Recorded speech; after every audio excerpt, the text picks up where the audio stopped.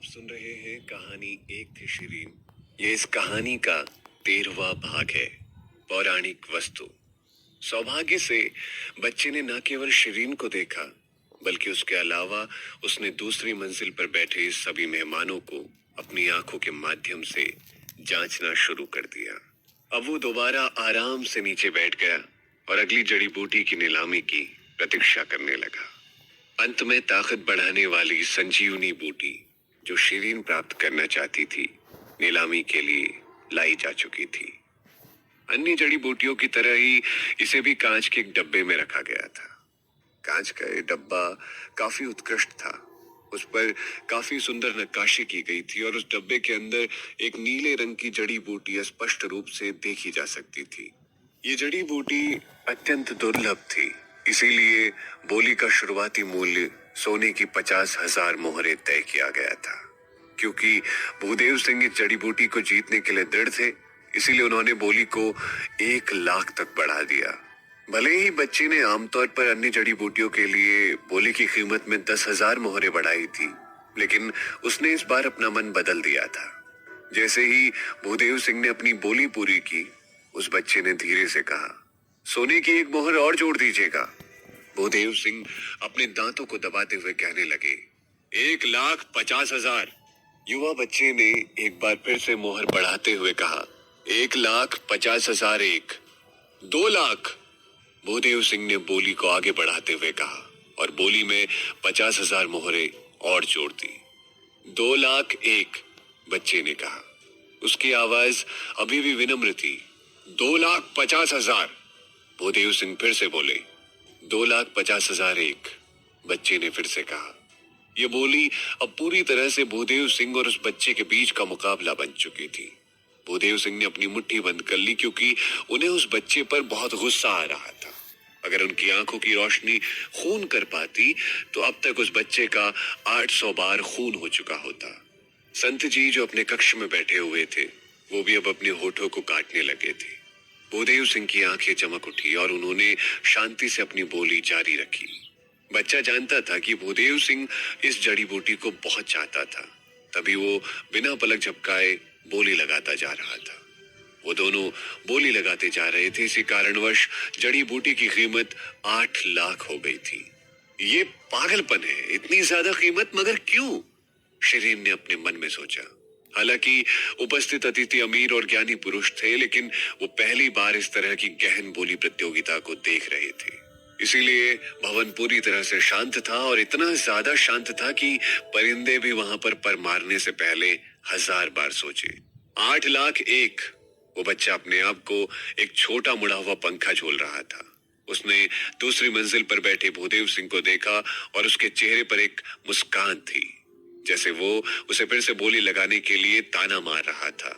अप्रत्याशित रूप से भूदेव सिंह ने मुस्कुराते हुए उसे वापस देखा। वो फिर बैठ गया और उदासीनता से कहा, जब आप इस जड़ी बूटी के लिए इतना तिलमिला रहे हैं, तब मैं आपके साथ कोई प्रतिस्पर्धा नहीं करना चाहता। ये जड़ी बूटी अब आपकी है, आप इसे रख सकते हैं। बच्चा शांत हो गया, दूसरे भी शांत हो गए। उनमें से कई लोग जिनके भूदेव सिंह के साथ अच्छे रिश्ते थे, उन्हें भी पता था कि भूदेव सिंह जानबूझकर आज सिर्फ संजीवनी बूटी को हथियाने के लिए आया था। उन्हें उम्मीद नहीं थी कि वो इतनी आसानी से हार मान लेगा। जैसा कि अन्य लोग काफी समय से देख रहे थे, उन्हें लगा बच्चा केवल जानबूझकर भूदेव सिंह को परेशान कर रहा था और उसने संजीवनी बूटी के लिए बोली जीतने का इरादा नहीं किया था। भूदेव सिंह नीलामी बोली से अचानक हट चुके थे। इस कारणवश वो बच्चा काफी परेशानियों का सामना कर रहा था। 8 लाख सोने की मोहरें उच्च वर्ग के किसी अधिकारी की जीवन भर की अर्जित आय थी।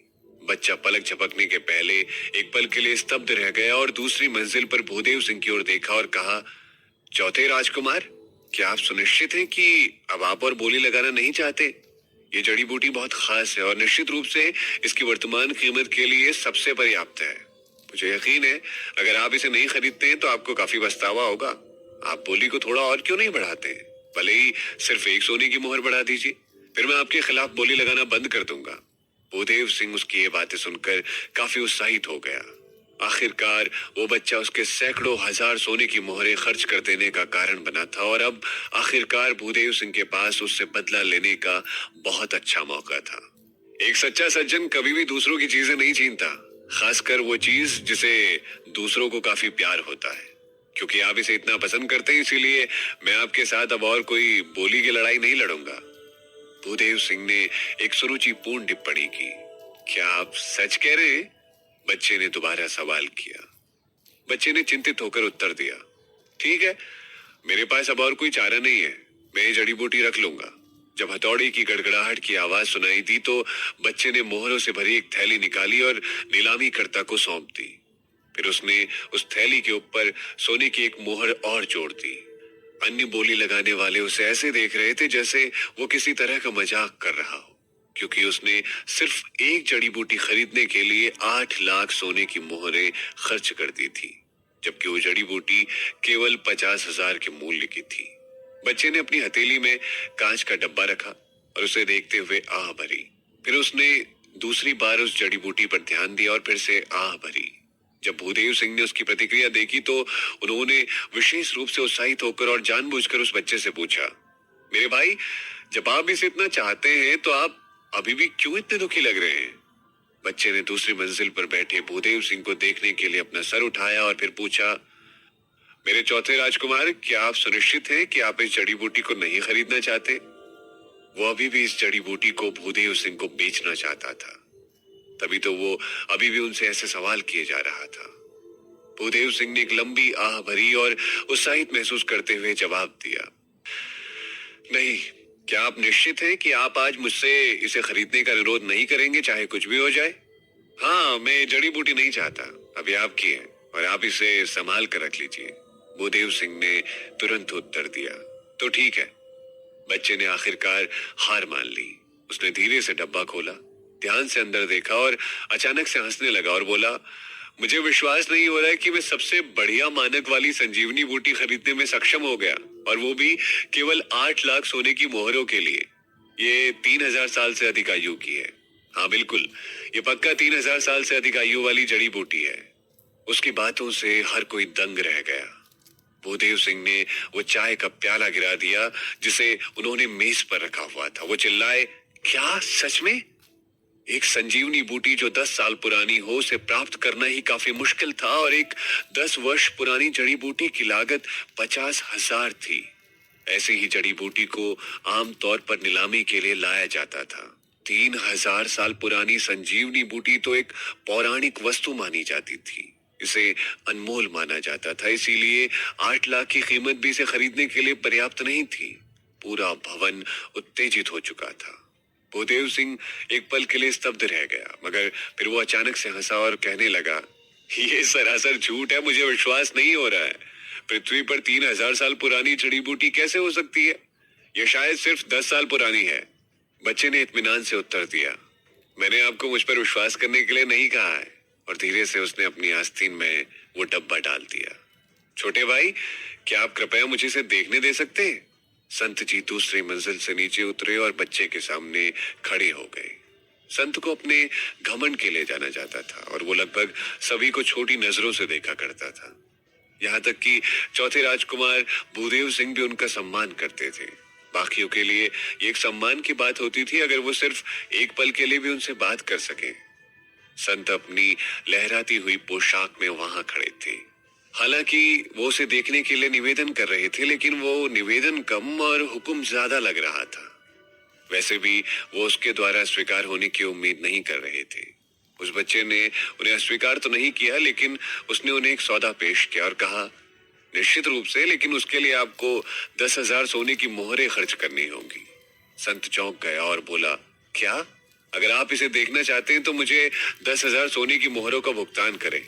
बच्चे ने फिर से और अधिक तीव्र आवाज में कहा। संत हैरान था। उसने पूछा, क्या आप मुझे नहीं जानते?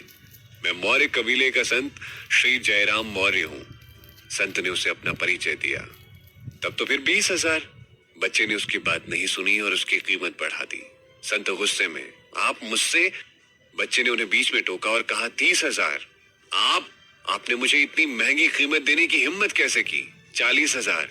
बच्चे ने इत्मीनान से कहा, संत, मैं आपसे कोई भी कीमत वसूल कर सकता हूँ, क्योंकि ये संजीवनी बूटी मेरे पास है और मैं किसी भी कम दाम को स्वीकार नहीं करूंगा। अगर आप अनिच्छुक हैं तो मैं आपको भुगतान करने के लिए मजबूर नहीं करूंगा। आप नहीं देखना चाहते तो कोई बात नहीं। ओ, अब आपने मुझसे इतनी बातें कर ली हैं तो कीमत अब 80,000 हो गई है। अगर मुझे अब भी कुछ बोलना पड़े तो उसके लिए आपको 90,000 देने पड़ेंगे। क्या आप वाकई से देखना चाहते हैं?